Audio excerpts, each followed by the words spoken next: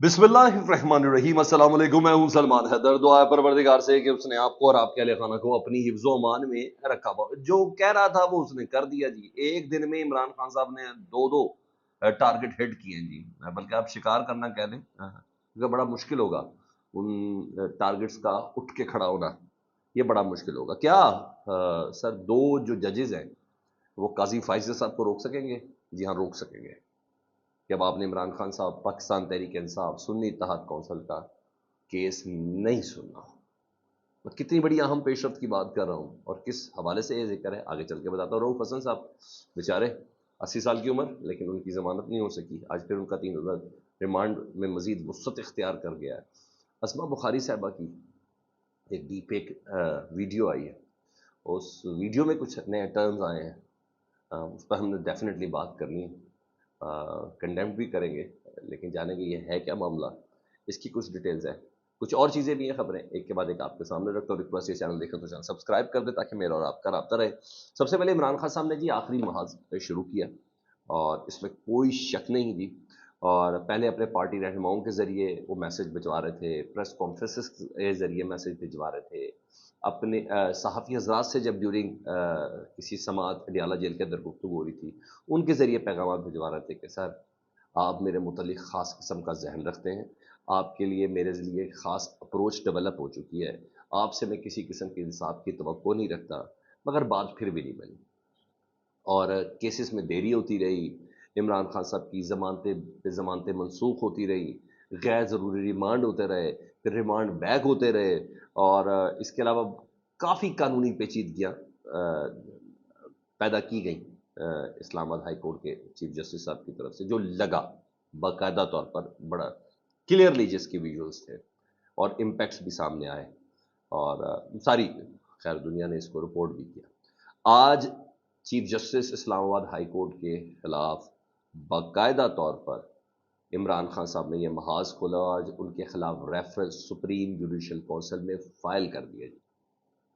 यानी पहले ज़ुबानी समझा रहे थे, फ़ोन कॉल थी, सहाफ़ी हज़रात के ज़रिए था, प्रेस कॉन्फ्रेंस के ज़रिए था। आज रिकॉर्ड पे ले आए हैं कि जस्टिस आमिर फ़ारूक साहब, आप ना सिर्फ पाकिस्तान तहरीक इंसाफ के लिए दुरुस्त नहीं है, आप इमरान खान के लिए दुरुस्त नहीं है, आप सुन्नी इत्तेहाद कौंसिल के लिए दुरुस्त नहीं है, आपसे किसी किस्म की कोई इंसाफ की तवक्को नहीं है जी। आज रेफरेंस फाइल कर दिया गया और आज एक केस भी था इमरान खान साहब का इस्लामाबाद हाई कोर्ट में, और उसको सुन भी कोई और नहीं, जस्टिस आमिर फारूक साहब रहे थे। और इसकी समाअत के दौरान ओपन कोर्ट में इमरान खान साहब के वकील इंतजार हुसैन पंचोता साहब ने कह दिया कि जस्टिस आमिर फारूक साहब, मेरे मौक्किल को आपके ऊपर यकीन नहीं है, इमरान खान साहब को, और ना ही आप पे एतमाद है। बराए मेहरबानी आप, इंतजार हुसैन पंचोता साहब ने कहा कि आप हमारा केस ना सुनें। जिस पर chief justice Islamabad high court ने इस दरख्वास्त को मुस्तरद किया जी। उन्होंने कहा ये तो फिर रोज़ का वतीरा बन जाएगा, आप सुप्रीम कोर्ट की जजमेंट में जस्टिस बाबर सत्तार का फैसला पढ़ें। और फौरन ही चलती कोर्ट से उठे और चले गए जस्टिस आमिर फारूक साहब। इस केस की समाअत को अगले हफ्ते के लिए उन्होंने मुलतवी कर दिया। बहरहाल ये 2 दिन उनके पास सोचने के लिए बहुत ज़्यादा है। ठीक है जी, बहुत ज़्यादा है। यहाँ ये चीज़ें हैं, पूरी एक एक टाइमलाइन उन्होंने दी है इस रेफरेंस के अंदर कि कब किस वक्त टेरियान केस में, कब किस वक्त इद्दत पे निकाह केस में, कब किस वक्त एक एक हफ्ते में 3-3 फैसले हुए इलेक्शन से पहले, और वहाँ इस्लामाबाद हाई कोर्ट के चीफ जस्टिस का क्या हाल था रिमांड बैक से लेके बहुत सी चीज़ें कि पता चल रहा था कि टैक्टिक्स से कि जितनी ज़्यादा देरी की जा सके पूरी टाइमलाइन के साथ उन्होंने किया। यही नहीं ना, इधर इमरान खान साहब ने एक और एक्शन भी लिया, और ये एक्शन सुप्रीम जुडिशल काउंसिल में नहीं लिया, चीफ जस्टिस काजी फाइज साहब के खिलाफ लिया गया है।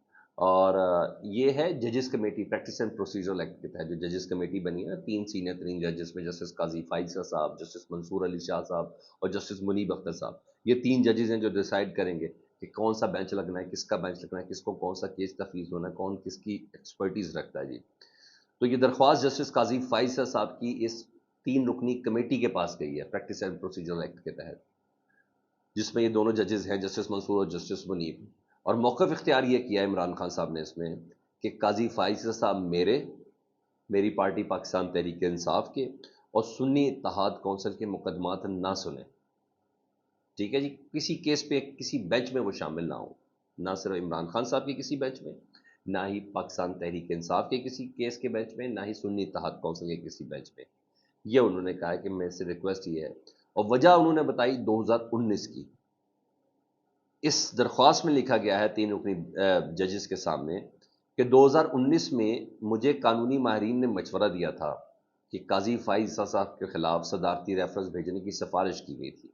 میری آئینی ذمہ داری تھی کہ قاضی فائز عیسیٰ صاحب کی اہلیہ نے مجھ پر ذاتی حملہ تصور کر دیا، اس کو ذاتی حملہ تصور کیا، اور انہوں نے غلط تاثر کی بنیاد پر سرینہ عیسیٰ نے میرے خلاف عوام میں زہر اگلنا شروع کر دیا، یعنی قاضی صاحب کی مسز نے میرے خلاف زہر اگلنا شروع کر دیا جی۔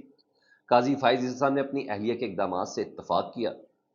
درخواست گزار سمجھتا ہے، یعنی عمران خان صاحب سمجھتے ہیں کہ چیف جسٹس عہدہ سنبھالنے کے بعد ماضی کو بلا دیں گے، کہ میں یہ سمجھا کہ چیف جسٹس اگر اب چیف جسٹس بن گئے قاضی فائز عیسیٰ صاحب تو ماضی کو بلا دیں گے، مگر چیف جسٹس قاضی فائز عیسیٰ کے کانٹیکٹ سے بالکل واضح ہے کہ ایسا نہیں ہوا۔ قاضی فائز عیسیٰ صاحب کی بینچ میں موجودگی سے آئین اور قانون کے مطابق انصاف ملنے کی مجھے امید نہیں ہے۔ مطلب عمران خان صاحب کہہ رہے ہیں قاضی صاحب 2019 کا جو ریفرنس ان کے خلاف گیا تھا اس کا پرانا سکور سیٹل کر رہے ہیں عمران خان صاحب پی ٹی آئی یا سنی اتحاد کونسل سے۔ ویسے باقی 2 جج کیا فیصلہ کریں گے تو ظاہر 2 جج ہی کریں گے، مگر اگر منع کر دیا نا ان 2 ججز نے، جسٹس منصور علی شاہ صاحب اور جسٹس منیب، جس کا قوی امکان ہے، یعنی میں 60-40 کی ریشو بتاؤں گا، اگر انہوں نے منع کر دیا نا کہ قاضی فائز صاحب آپ عمران خان صاحب پی ٹی آئی اور سنی اتحاد کونسل کا کیس نہیں سنیں گے، کیونکہ اس سے پہلے chief justice supreme court justice کھوسا صاحب تک کہہ چکے ہیں کہ آنے والے وقت میں بھی قاضی فائز عیسیٰ صاحب عمران خان صاحب پاکستان تحریک صاحب کا کیس نہیں سنیں گے۔ چیف جسٹس صاحب خود بھی، پچھلے چیف جسٹس، وہ یہ کہہ چکے ہیں تو سر آپ کو یہ کیس نہیں سننا، ہم منع کرتے ہیں آپ کو۔ تو قاضی فائز صاحب یہ cases Imran Khan P T I Sunni Ittehad council کے نہیں سن سکتے۔ ٹھیک ہے جی، یہاں تو یہ بہرحال عمران خان صاحب کی کیسز سے متعلق یہ بہت سمارٹ موو ہے، بہت ہی سمارٹ موو ہے۔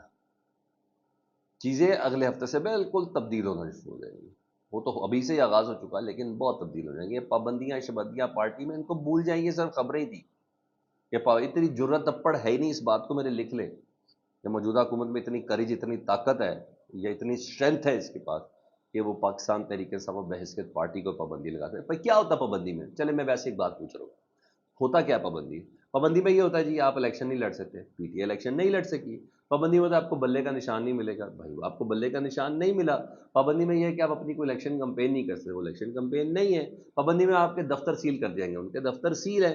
پابندی میں آپ کے جتنے میں قائدین ہیں وہ جیل اندر رکھیں گے، وہ آلریڈی جیل میں ہے۔ بھائی کون سی پابندی لگوانی ہے آپ نے؟ تو بس صرف باتیں سنیں اور انجوائے کریں، اور کچھ نہیں ہے۔ ادھر رؤوف حسن صاحب پاکستان تحریک انصاف کے جی سیکریٹریٹ سے ان کو اور ان کے دیگر سٹاف کو گرفتار کیا گیا تھا، تو آج جسمانی ریمانڈ ان کو ختم ہوا۔ ایف آئی آر ان کو سیشن جج کے پاس لے کے گئی، عدالت میں پیش کیا، 3 دن کا جسمانی ریمانڈ ان کا مانگا گیا تھا، وہ دے دیا گیا۔ کہا گیا ان سے آئی پیڈ لینا ہے، ان کے اکاؤنٹ سے کچھ فیک اکاؤنٹ بھی لے ہیں، ان فیک اکاؤنٹ کی ڈیٹیلز پتہ کرنے تو اس لیے ہمیں تھوڑا مزید وقت چاہیے، تو 3 دن کا آج ان کا ریمانڈ ملا۔ تو رؤوف حسن صاحب سے متعلق میرے پاس خبر یہ کہ ان کو بھی جلدی باہر نہیں آنے دینا، کیونکہ 80 سال کی عمر کے بعد نا انسان اپنے مستقبل سے بے فکر ہو جاتا ہے۔ جب بے فکر ہو جاتا ہے تو پھر انسان دلیر ہو جاتا ہے۔ رؤوف حسن اس کیٹیگری میں فلوٹ کر رہا ہے۔ ٹھیک ہے، یہ چیز ہے۔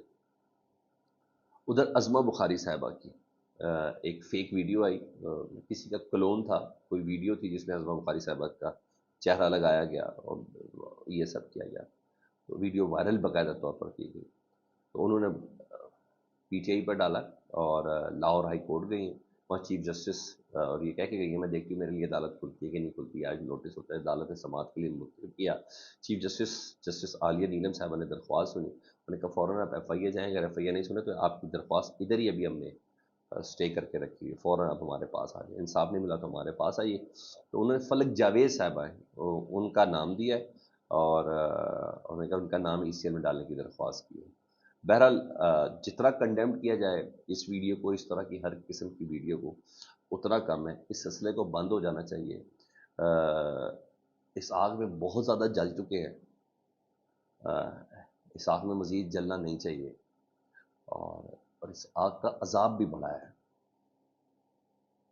عذاب بڑا. اللہ نے تو سیدھے گناہوں کے اوپر پردہ رکھنے کو کہا ہوا ہے، یہ تو جھوٹے اور بے بنیاد ہیں. ازما بخاری صاحبہ ہمارے لیے اتنی ہی قابل احترام ہے جتنا پاکستان کی کوئی خاتون، یعنی ہماری مائیں بہنیں وہ اتنی ہی قابل احترام ہیں، اور وہ اتنی اچھی ہیں جتنی ہماری مائیں بہنیں. یعنی میں یہاں تک کہہ سکتا ہوں. پلیز یہ ذاتیات سے نکلیں، پلیز میری تو یہ ریکویسٹ ہے.